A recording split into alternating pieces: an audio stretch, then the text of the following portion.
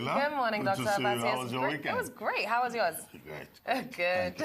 Good morning out there. You're watching the morning show here on Arise News. I'm Ruben Abati. Good morning, viewers. I'm Leila Johnson-Salami, and we've got a great show lined up for you over the next 3 hours. So do sit back, relax, and let's kickstart your day because the morning show begins right now. In a published new book, former British Prime Minister David Cameron claimed that the immediate past Nigerian president, Goodluck Jonathan, did not show adequate interest in rescuing the more than 200 schoolgirls that were abducted by Boko Haram from Chibok, a town in Borno State in the northeastern part of Nigeria in April 2014. President Jonathan has refuted those claims, stating that his actions from the outset, including changing his military commanders twice in 4 years, underlined his desire to rescue the girls and return them to their parents. Taking a cue from that exchange, both sides of the political divide in Nigeria have been going at each other over this. But in the estimation of many analysts, this partisan interpretation of such a serious matter is tantamount to playing with national security and perhaps with the lives of young girls. This position seems to fall in line with those taken over the weekend on the twin issues of state police and security reforms by Vice President Professor Yemi Osinbajo and Governor of Ekiti State, Dr. Kayode Fayemi. This morning, we'll be taking a look at all of this when we are joined by Jideofor Adibe, a professor of political science at Nasarawa State University. He's also a publisher, a newspaper columnist, and a public affairs analyst. He will also be helping us to explore the international implications of this problem, as has been signposted again by David Cameron's allegations. We'll also be speaking with Rotimi Oyekomi, the Chief Press Secretary to the Chairman of the Independent National Electoral Commission, and he'll be addressing questions about preparations for the forthcoming governorship elections in Bayelsa and Kogi states. Now, finally, we'll be having a chat with Tope Akinyode, one of the lawyers representing the detained convener of the #RevolutionNow movement, Omoyele Sowore. He's going to be looking at Mr. Showare's continuing incarceration and the rule of law against the backdrop of the bail that was granted by a federal high court last week for his release. We'll also be catching up on news-making headlines across the globe and review the newspapers with Arise News analyst Emmanuel Ifeni, while Oji Okpi is also going to be here to fill us in on what's trending around the world. It's going to be all of that and a whole lot more today on The Morning Show.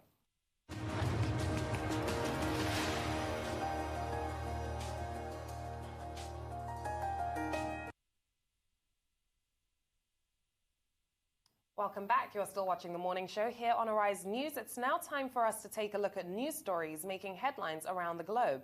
Let's begin here in Nigeria, where negotiations for the release of 6 female students and 2 staff of Engravers College, Kakao Daji, Chikun local government area of Kaduna State has suffered a setback. This is following fresh demands that have just come in from their abductors. Now, the bandits, who earlier demanded a ransom of 50 million naira, have reportedly increased this amount to 80 million naira, insisting that all of the captives must pay 10 million naira to each regain their freedom. Now, the girls, alongside the vice principal of the school and the matron, were abducted around 12:10 a.m. on Thursday. On Sunday, an official of the school, who is being involved in the bargain of the victim's freedom, said the kidnappers discarded the initial arrangements after listening to reports of the abduction on radio. Now, Nasir El-Rufai, the governor of Kaduna State, had on Friday said the efforts were in place to secure the release of the victims. Now, this is sometimes where the influence of the media can, although work in our favor, not work in our favor. They had reports coming out on radio, and the abductors listened to it, and now they've increased it to 10 million naira per person. What's your take, Doctor? Well, I mean, I don't know what the nature of the report that they had on the radio is all about, but what this says to us as stakeholders in this matter is that sometimes the media, can influence things one way or the other. Whatever it was that they had motivated them to decide, maybe there's some money coming from somewhere. And we had asked for 50 million, we should, raise it to the level of 80 million. Maybe they now saw it was a big story. At the rate of 10 million per person. But again, the media must do its job, because when people are kidnapped, it's a tragic thing. It's an unusual thing. It is news. And, the media will necessarily have to draw public attention to it, particularly the attention of the authorities. So we don't know exactly what it is that they had on radio that made them to raise the ransom. But again, I will not say we should blame the media. That's why I was saying the media has a job to do. Exactly. The media also has a responsibility. However, whatever it is, kidnapping is a crime, it's a criminal offense, it is condemnable, it's heinous, it's unacceptable. I mean, it flies in the face of whatever it is that binds us together as human beings. And we hope that the commitment that has been expressed by the Kaduna State government to make sure that these persons, the students, the 6 students and the 2 teachers will be rescued, will be effectuated, and that these persons will gain their freedom, and that no harm will come to them, and that, of course, the state authorities will do whatever they can to make sure that the criminals are apprehended and that they are brought to book. But I think our primary concern should be the safety of the female students and their 2 teachers, who have been abducted. And then again, this particular issue of Engraver School raises the question about the fencing of schools, perimeter fencing. Yeah. You recall that when we first had the issue of the Chibok girls, the main issue was about perimeter fencing, that the school was not fenced. And I hope that the authorities, not just in Kaduna State, but in other states, will try to make sure that not just public schools, but also private schools are properly fenced, and that security is provided to prevent this repeated, case of, people storming schools late in the night and then abducting students and their teachers. If it could happen in Borno State, we have seen it, happening in Yobe State. We have seen it happening in Kaduna State. It could happen anywhere. Exactly, Doctor. So this is something that affects all of us. It's most unfortunate, and then for the kind of confidence that kidnappers and bandits that they, express in Nigeria today is astounding. I'm sure that an outsider looking at what is going on in Nigeria will be wondering, why have they become so authoritative? Why have they constituted themselves into law of the land, more or less, so to speak? In a country where we have security agencies, we have government, and then you see kidnappers, they will say we want 50 million today. Tomorrow they will say it's now 80 million. Maybe tomorrow they will say it's now 100 million they want, because they've heard that, maybe the governor is showing interest in rescuing the children. Yeah. I think it's abhorrent, it's terrible, it's bad, and government must realize that his job is cut out for it to ensure the security of lives and property in Nigeria. And nothing can be more paramount than the security in schools, ensuring that you're protecting children. What we don't want to see is another situation like what we saw last year, where Borno State started shutting down schools in certain local government areas in order to ensure that children could be safe. Because at the end of the day, your security has to come first. If you're not safe, you cannot learn. And this is an ongoing problem that needs to end. Kidnapping has become so prevalent this year. It's become a sub-economy of its own. It's become a sub-economy of its own. And if we don't nip it in the bud, I honestly don't know where this is going. Wow. But rest assured, we will bring you more developments on that story as we get them. Don't go to Kaduna. Dr. Abati, it's Monday morning.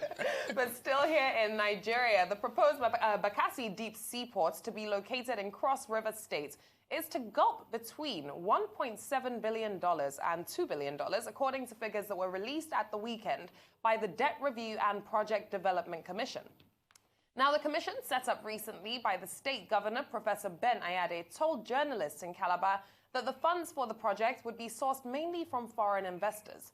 The chairman of the commission, Chief Chris Agara, said that the approval obtained from the federal government, though, mind you, the Federal Ministry of Transportation, the state government, would ensure that the project, which would be of immense economic benefit to the state and the country, is realized. So this is a project that's based on foreign direct investment, as it seems, but $1.7 to $2 billion is quite a hefty amount. So I do hope they do get the right investment for this.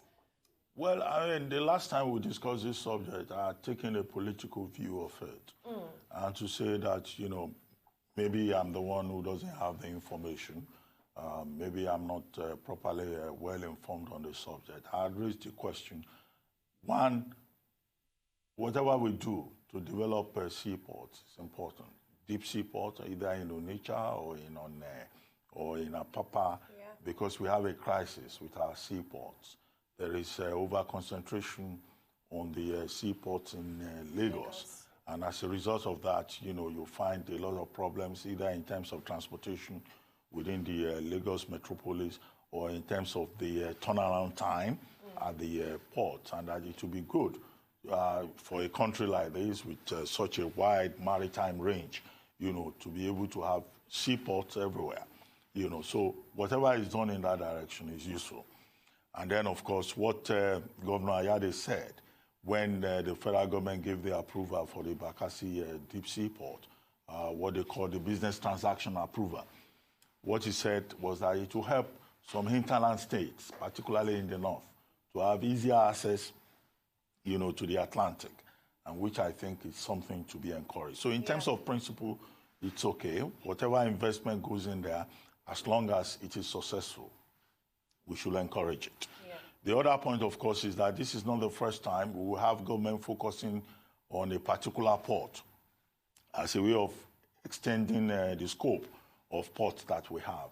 But in the past, some of those projects did not succeed. We had this kind of ceremony, it will cost this amount, foreign investors are coming.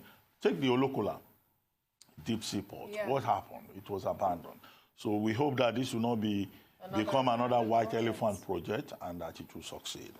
Then the point I raised, that I began with, the political point, I said, okay, we're hearing Bakassi deep sea port. Which Bakassi are we talking about? Is it the Bakassi whose administrative capital and processes have been ceded to Cameroon, or a Bakassi that is still inside Nigeria? This has to be properly defined. Absolutely. Because you remember that after the matter with Cameroon at the ICJ, the International Court of Justice, now the Nigerian Constitution has not in any way been revised to reflect what constitutes Bakassi. Those local governments that have been ceded to Cameroon, they are still part of the 774 local governments of Nigeria. So there is that residual political, administrative, constitutional matter to be resolved. So when I hear Bakassi, what I think of first is geography. Where is that Where Bakassi? Is that seaport going to be? Absolutely.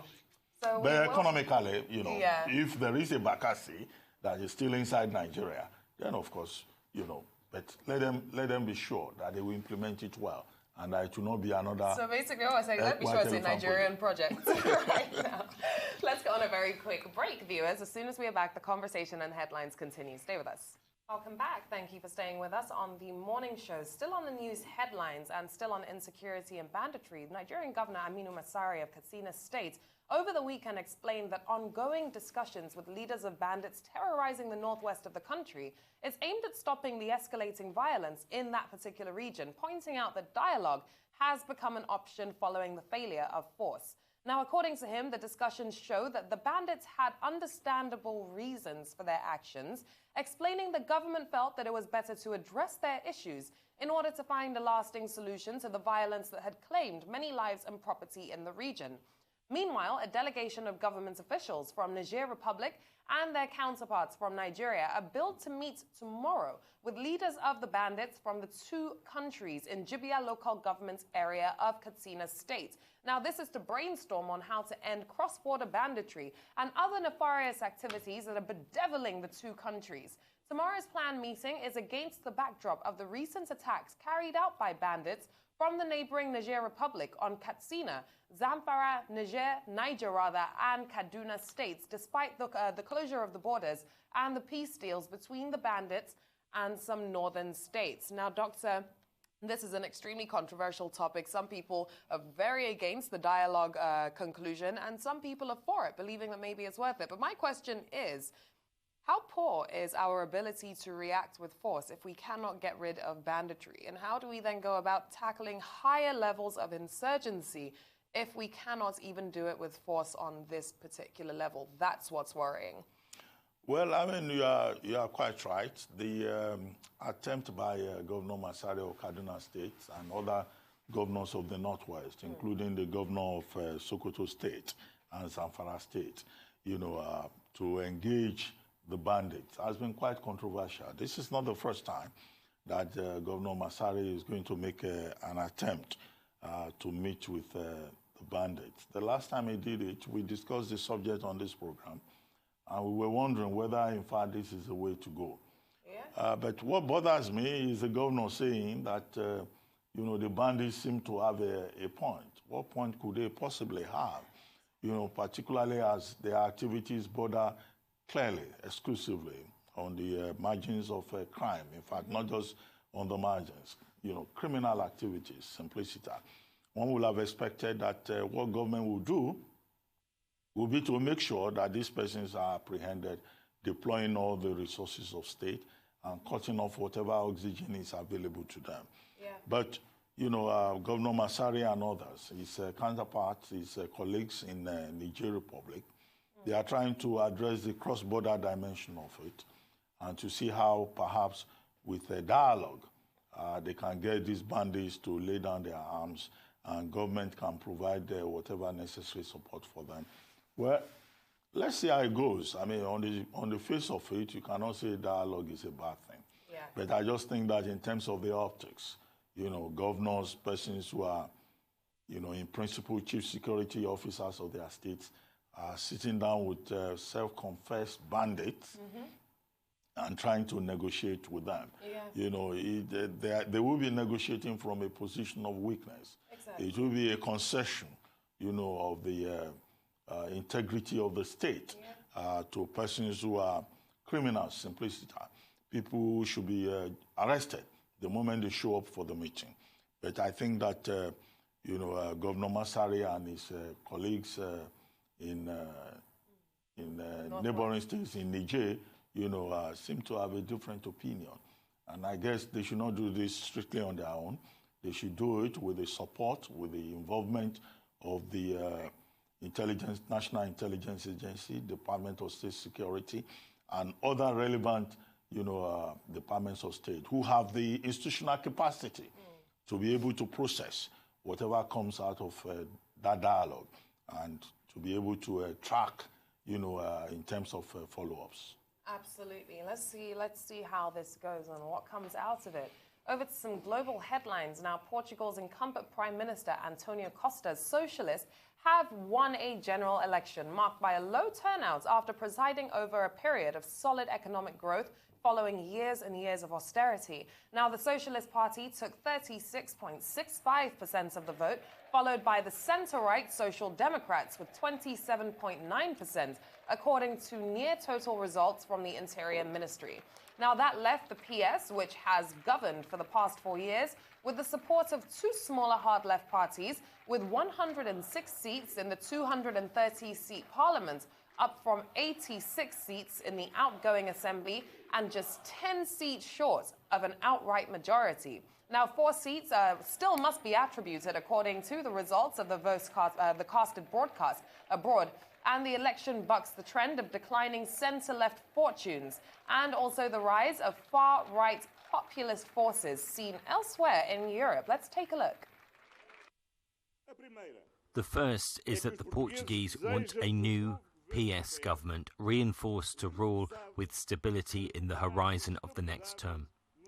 Secondly, the Portuguese have liked Jeringonga. It's true, they did like Jeringonga and wish for the continuity of the current political situation with a stronger PS. As I have said continuously throughout these elections, political stability is essential for Portugal's international credibility.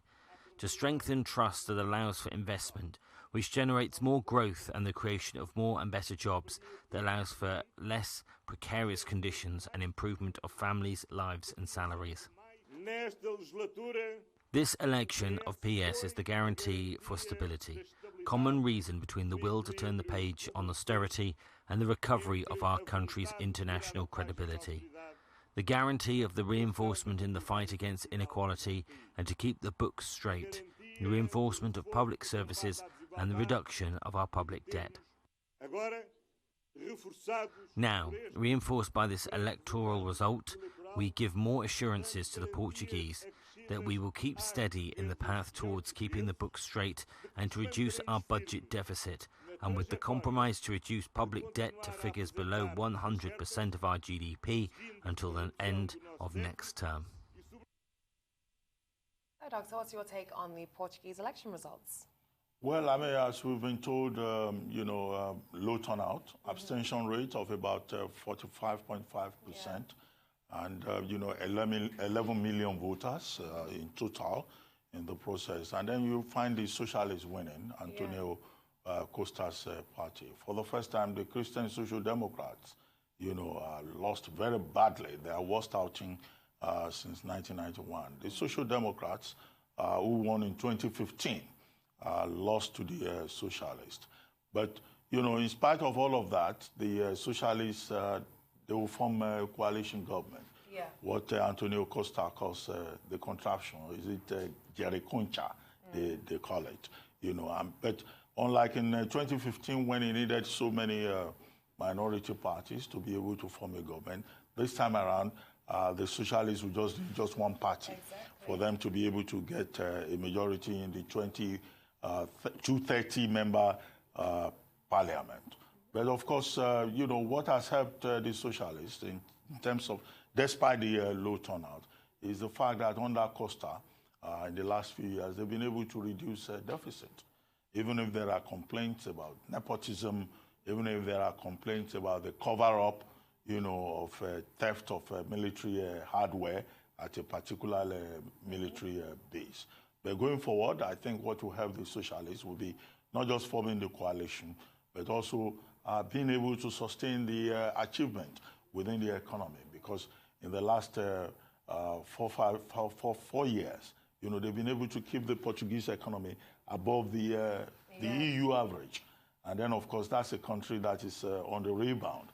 I mean, if you visited Portugal about 10 years ago, Portugal was in a very bad shape. Yeah. So sustaining that economic achievement, bringing down deficit, putting the economy on a good track will probably be what will put Antonio Costa on a good stead going forward. Absolutely. And let's head over to the United States, where a second whistleblower has come forward in the impeachment case against Donald Trump. Now, that's according to a lawyer representing the first source. This, of course, is raising questions over whether the president abused his power in requesting foreign help to investigate a political rival. Let's take a look.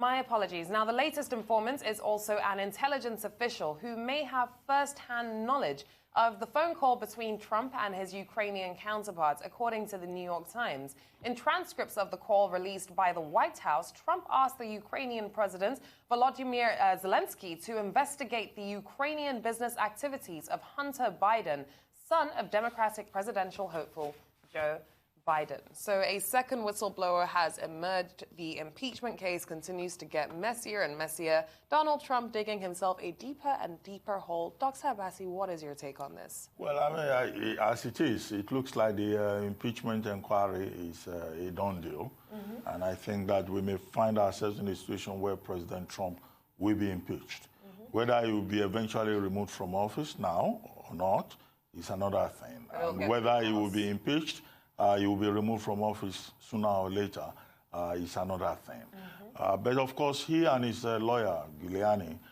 they continue to say this is a case of harassment, this is a case of intimidation, this is all been, dredged up by the swamp media, as they call the media. So what did they call withholding aid from Ukraine in order for them to manipulate the election? So, but it is very clear, that you are likely to find a situation where what has happened with this Ukraine and call on China to interfere in the political process in the United States has already united the Democrats.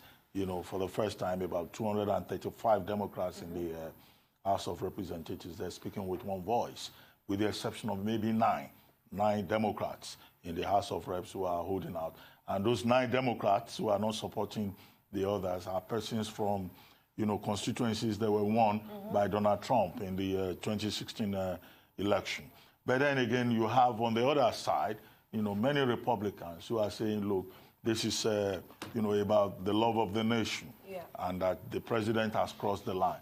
So we can just say we watch what happens in the United States.